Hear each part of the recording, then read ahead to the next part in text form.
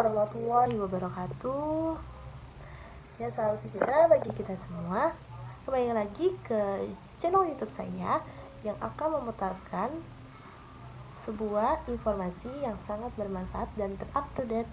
Nah, sebelum itu, perkenalkan, nama saya Fardila Akilahaya.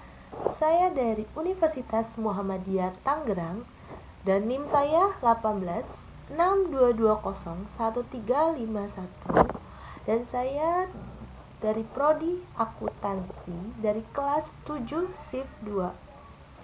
Nah, pada kali ini saya akan membuat review artikel jurnal untuk memenuhi tugas dari mata kuliah seminar akuntansi penelitian. Dan review yang saya akan jelaskan yaitu tentang artikel jurnal yang berjudul Pengaruh Environmental Performance, Corporate Image, Corporate Social Performance terhadap Economic Performance dengan Competitive Advantage sebagai pemoderasi. Tidak tunggu lama-lama, marilah kita simak jurnal yang saya akan review. Ya, lanjut kita ke materinya. Nah, materinya itu tentang apa yang memicu terjadinya dalam penelitian ini.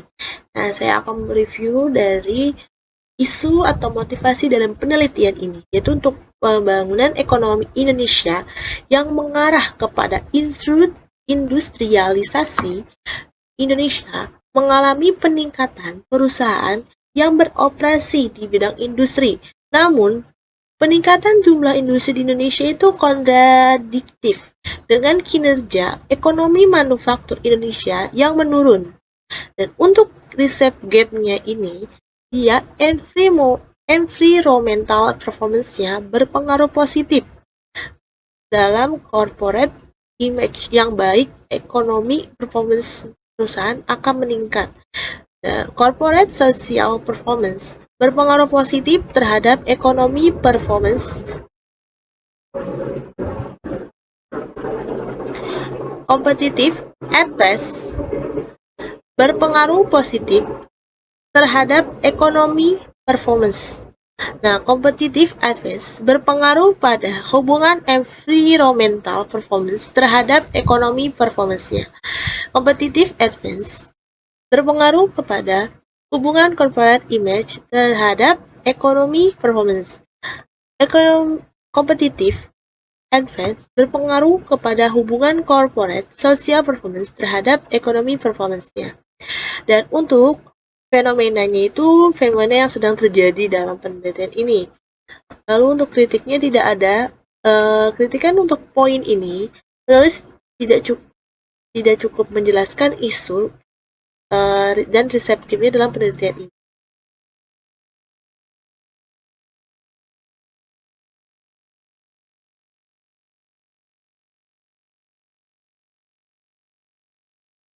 Nah, di sini poin kedua yaitu akan menjelaskan tentang artikel-artikel utama dalam penelitian ini. Nah, artikel-artikel utama dalam penelitian ini itu ada produk hasil yang merupakan bahan baku sabun dan deterjen bagi PT Unilever Indonesia. Nah, dan pabriknya itu dioperasikan pada 2016. Melani 2015. Lalu ada teori stewardship, yaitu penggambaran produksi yang menggambarannya itu kondisinya manajernya itu termotivasi dari hasil target kepentingan organisasi, yaitu Davis 1991. Lalu di sini juga ada artikel penelitian yaitu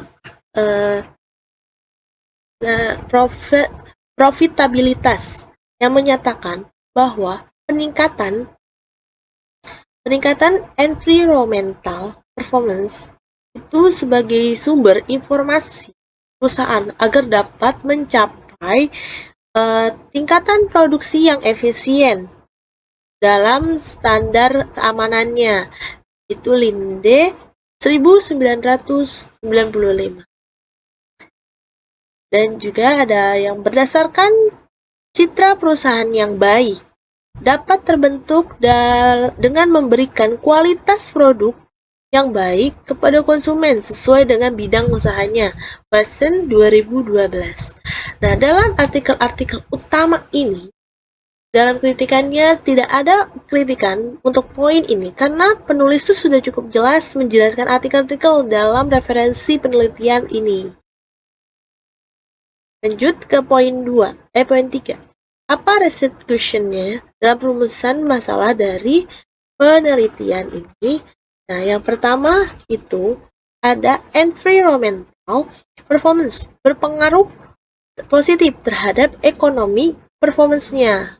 Nah, lalu yang kedua itu ada yang namanya corporate image, berpengaruh positif terhadap ekonomi performance-nya. Lalu yang ketiga, itu ada corporate social performance, berpengaruh positif terhadap ekonomi performance-nya.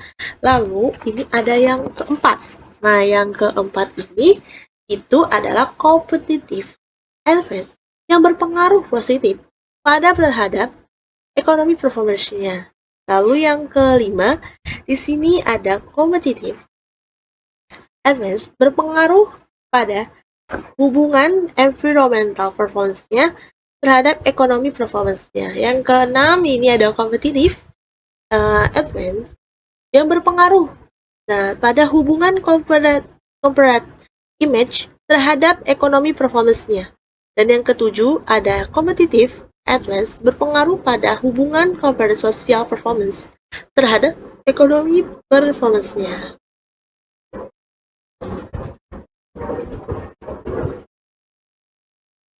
Nah, dalam research question-nya ini, kritikannya itu penelitian tidak menjelaskan perumusan masalah secara jelas atau detail. Perumusan masalahnya itu hanya tersirat secara implisit.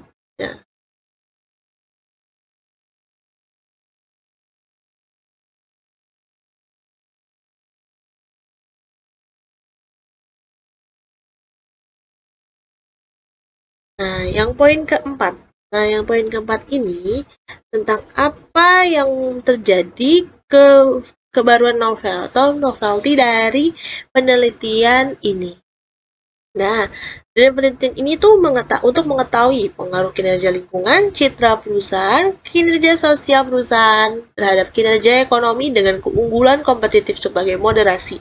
Dan dia untuk populasi penelitiannya itu seluruhnya perusahaan manufaktur yang terdaftar dari Bursa Efek Indonesia.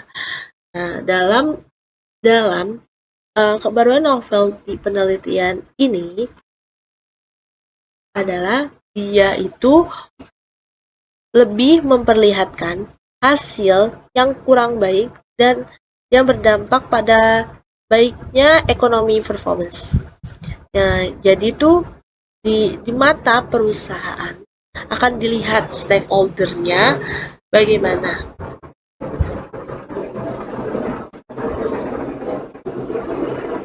Karena semakin tidak baik tingkat pengembalian saham yang dapat memberikan kepercayaan rendah kepada stakeholder untuk menanamkan saham, maka tujuan perusahaan itu tidak dapat tercapai sesuai dengan yang diharapkan.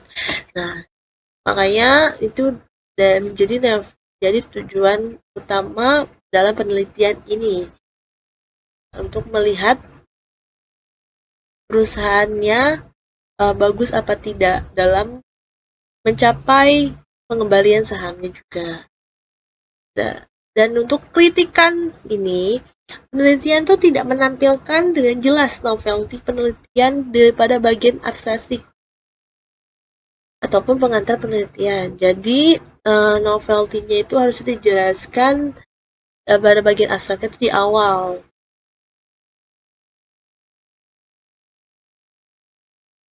Lalu, apakah grand teori yang digunakan berkaitan dengan penelitian yang sedang dilakukan? Nah, teori yang berkaitan dengan grand teori itu ada teori Starship, teori akuntansi positif, dan teori legitimasi. Dalam ketiga teori ini sangat berkaitan dengan penelitian yang sedang dilakukan. Namun untuk kritikannya, penelitian ini hanya memakai satu grand teori saja yang dijelaskan secara eksplisit serta dapat ditarik keterkaitannya dengan judul penelitian. Lalu kita ke gambaran kerangka konseptualnya. Nah, di sini penelitiannya itu sudah menjelaskan kerangka konseptualnya serta menjelaskan mana variabel independen. Nah, di sini tuh dijelaskan secara implisit dengan tanda yang bisa dipahami. Nah, seharusnya penelitian tuh memberikan tandanya X1, X2 dengan penjelasan yang jelas. Kerangka konseptual itu di atasnya merupakan hasil dari penelaah oleh reviewersnya.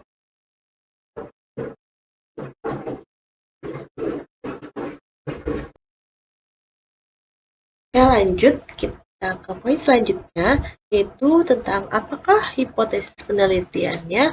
Nah, di sini sudah saya tampilkan hipotesis penelitian dalam penelitian ini, dan untuk kritikannya itu peneliti sudah jelas dalam menyebutkan hipotesisnya, tapi dari semua hipotesisnya tidak ada kerangka konsepnya. Lanjut kita ke poin selanjutnya tentang rancangan penelitian. Nah, di sini sudah ada tampilan hasil analisis statistik deskriptifnya. Dan di sini hasil deskriptifnya ini dia ada yang datanya itu untuk yang mean, median, maksimum, minimum, dan standar deviasi dan observation-nya. Dan observation-nya itu dalam hasilnya yaitu 55. Untuk mean, hasil yang paling rendah yaitu dari hasil kompetitif sosial performance yaitu 0,01036, dan untuk yang terbesarnya itu mengacu pada ekonomi performance yaitu 15,81818, dan untuk mediannya yang terendahnya yaitu kompetitif social performance yaitu 0,01, dan tertingginya itu 15 itu tentang ekonomi performance yaitu 15,8000. Dan untuk kritikannya ini, peneliti sudah jelas dalam menyebutkan hipotesisnya, tapi dari semua konsepnya, hipotesis itu tidak ada kerangka konsepnya.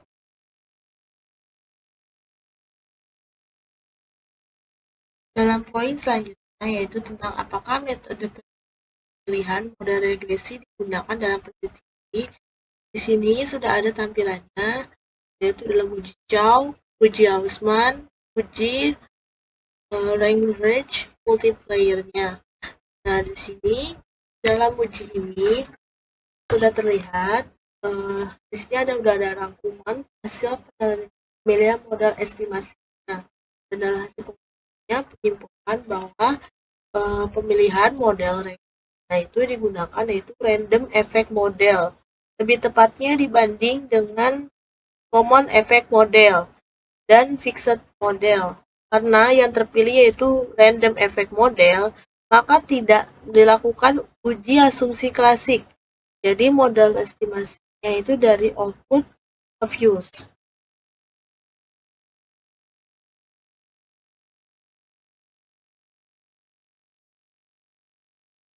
Nah, lanjut, ini ada random effect modelnya ini.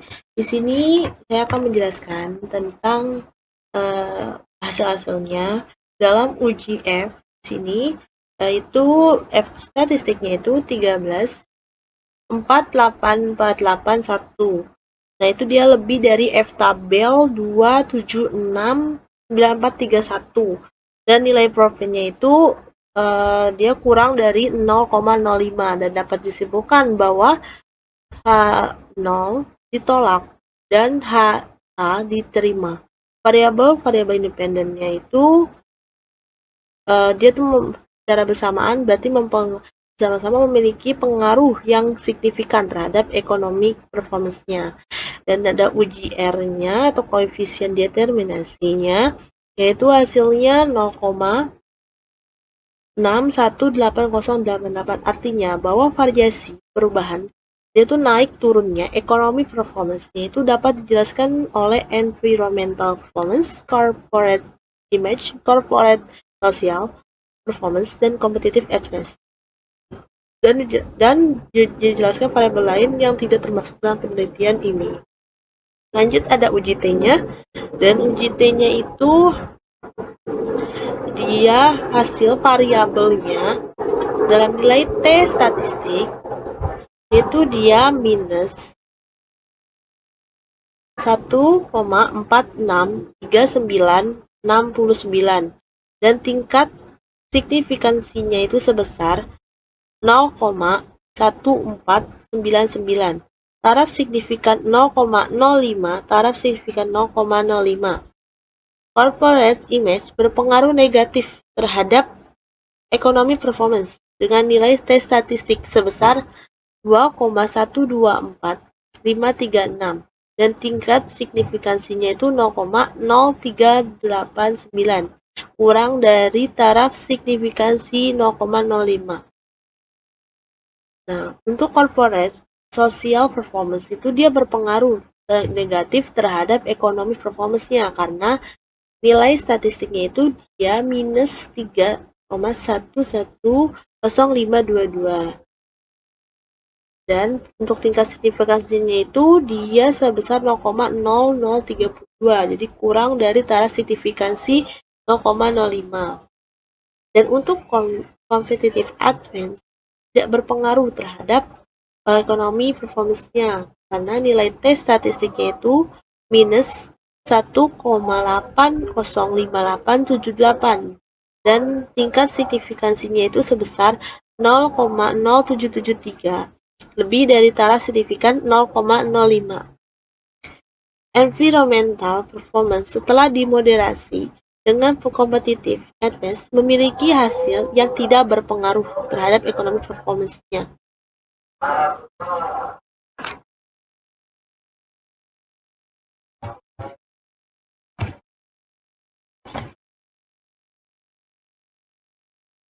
Ya, poin terakhir itu tentang apa simpulan, keterbatasan, dan implikasi dari penelitian ini.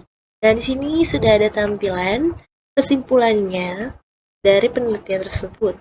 Lalu kritikannya, itu peneliti itu sudah cukup jelas dan lengkap terkait kesimpulan penelitiannya. Namun untuk keterbatasannya itu peneliti tidak menjelaskan terkait keterbatasan spesifik dari penelitian tersebut. Dan untuk implikasinya itu peneliti tidak menjelaskan implikasi penelitiannya. Harus itu peneliti menjelaskan hasil penelitiannya sebagai masukan bagi perusahaan dengan keterkaitan stakeholder-nya. Nah, terima kasih sudah menyimak hasil reviewan jurnal yang saya buat. Mohon maaf bila ada kekurangan atau hal-hal yang kurang kalian pahami. Ya, sampai jumpa di video selanjutnya. See you next video.